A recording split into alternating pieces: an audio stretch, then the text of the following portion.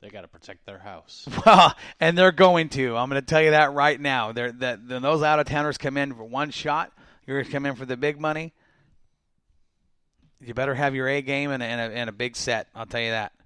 And that includes Bobby Hogue. That includes, the 111 if he decides to show up.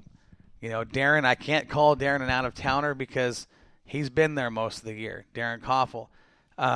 You've got guys like Miles Dubert, Dave Everson right now. I'm going to put my money that Dave Everson gets a top 3 or 4 at the Cottonwood, the 40 car. Okay?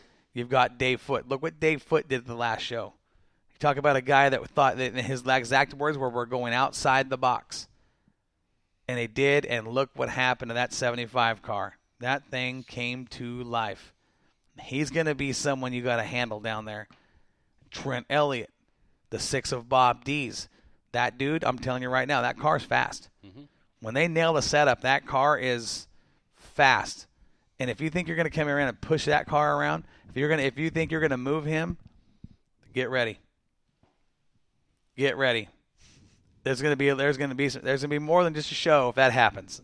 That's an old school racer right there. He's got 25 years of that track. That's an old school racer, and you better come in thinking about what you're doing. Better be, like I said, bring your A game, because anybody can win this, whether you're an out of towner or a local. The competition in the late models is so tight right now. Anybody can win it. You guys know I've been jacked about this race all year. Yep. I know I should be talking Corey's about Hall a of late Fame. model guy, though. I'm a race fan. But I'm a race fan, but you guys got to remember, when I was a kid, Gary, you were there. We grew up in the same era. We watched guys go from 65 Chevelles into the Camaros. Then the Camaros started getting wedge noses. Then the big sideboards came and the big rear spoilers. Then the open comp, run what you brung with the sprint car spoilers. Then they they started opening up the tire rules and started taking off the slicks and putting on the humpers and, like you said, the big boards and no tops. And we've watched this evolution of this car since we were kids into what has become known as the late model today. Back then they were super stocks. Now they're called late models. We've watched this evolution. That's where my heroes were. We only had 2 classes back then. We had the super stocks and the J cars, jalopies. Okay. Now you show up at a track, you've got 5 classes. You've got something for everybody.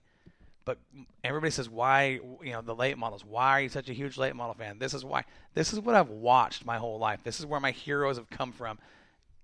The transition, the evolution, to watch where we're at now today, where you had maybe 6 or 7 cars in our area growing up that would dominate. Now you show up, everybody's got such a level playing field on the rules.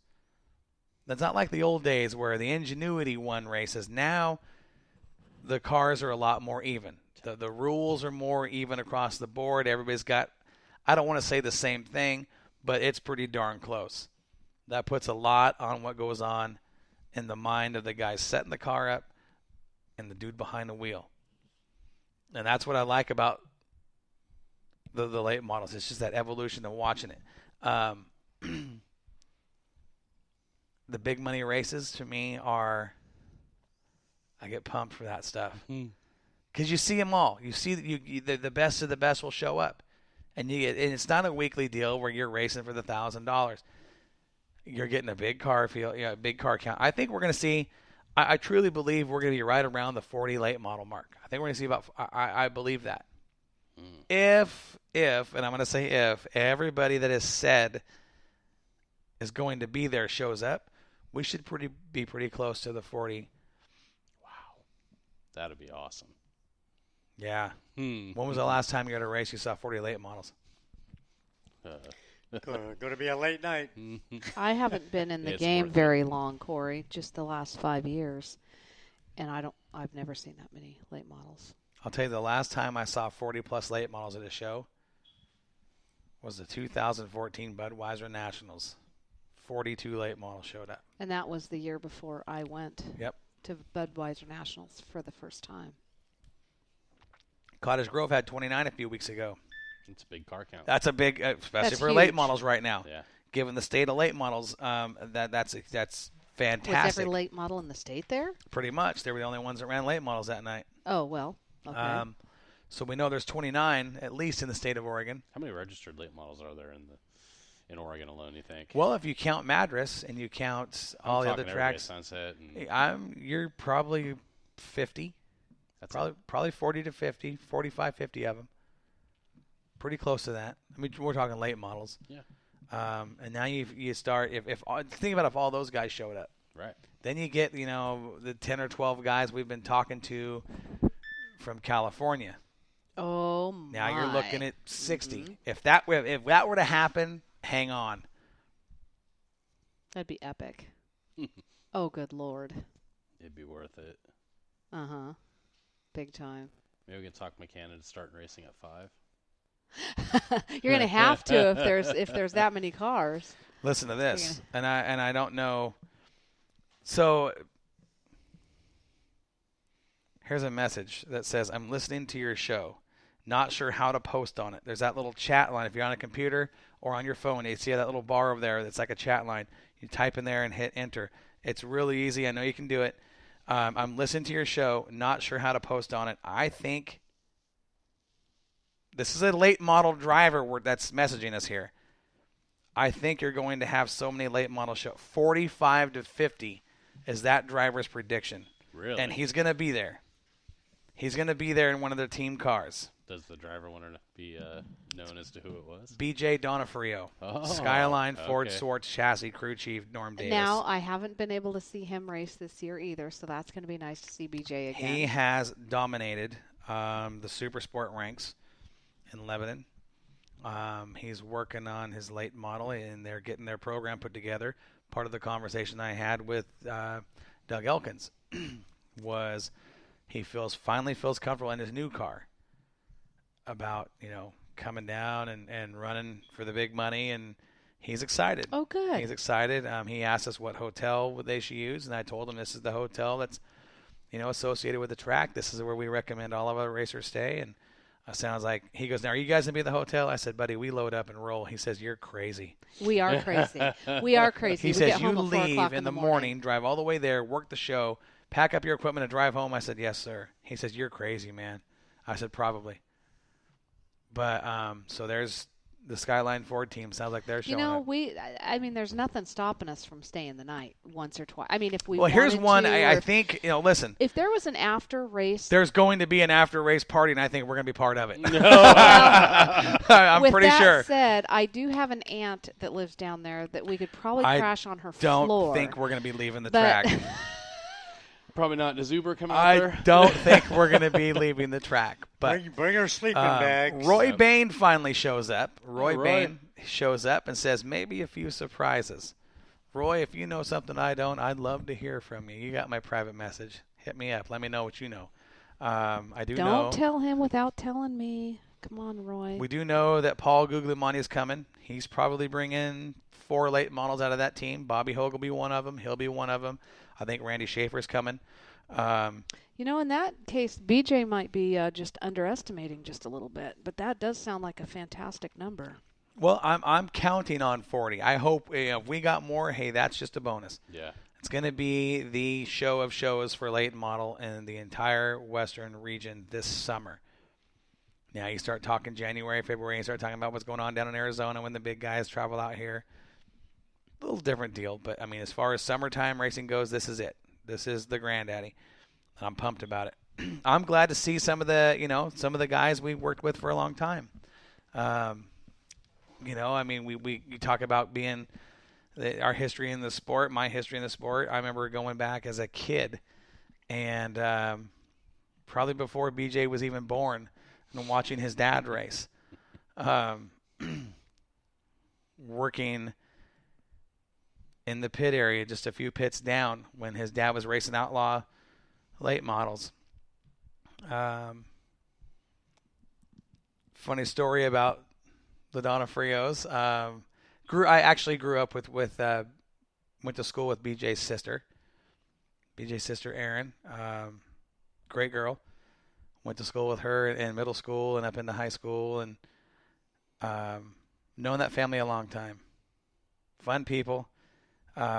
Racing's been a big part of their lives. I'm glad to see them come down. Glad to see him bring some cars down and bang doors. And I'll tell you guys when we get off the air. I'll tell you, and I'll tell BJ this off the air as well. But I got a funny Donofrio story that it'll put you guys and it'll make you laugh. I know Sandy's heard it, but probably not something I want to share in the air. It's one of my moments in life where I decided to lose all my cool and act like an idiot because I was a big part of a racing program that had a bad night at the racetrack.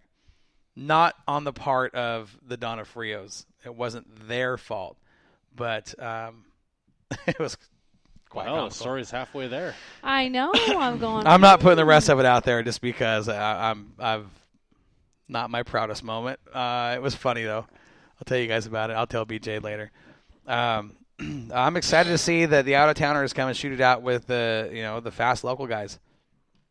This is going to be one that I think is, given the change, and because there's a change, and we've talked about a little bit, the change that's taken place down at Southern Oregon Speedway.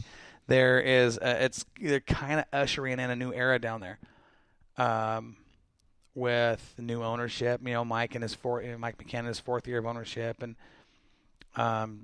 bringing that track back to life with the car count, with the attendance. I think he and Don are doing a fantastic job.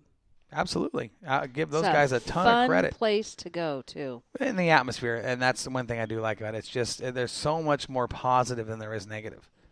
Mm-hmm. That's hard to find in a lot of places, especially right now. The state of dirt track racing is kind of weird out here. But it's a great place to race. It's got a good feel. And the food's great. Great food. Well, yeah, the racing's better. The racing's better, but Dave loves it's just kind of a new transit, and it's kind of fun to be. I like the food.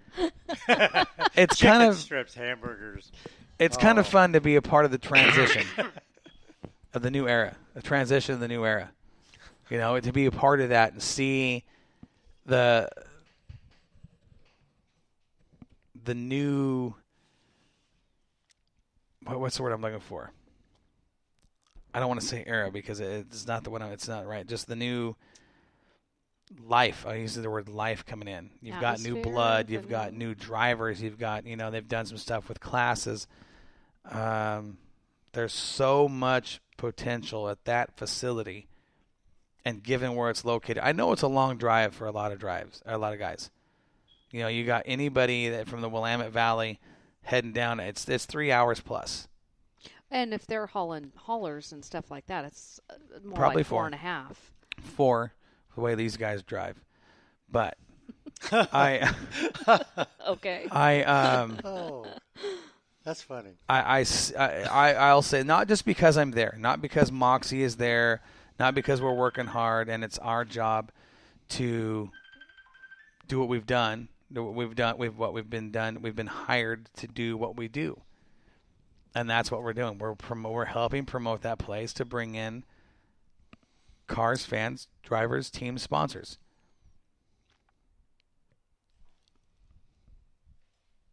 There is so much potential given where it's located, so close to the border. And if guys are willing to drive, the money's going to be there. The cars are going to be there.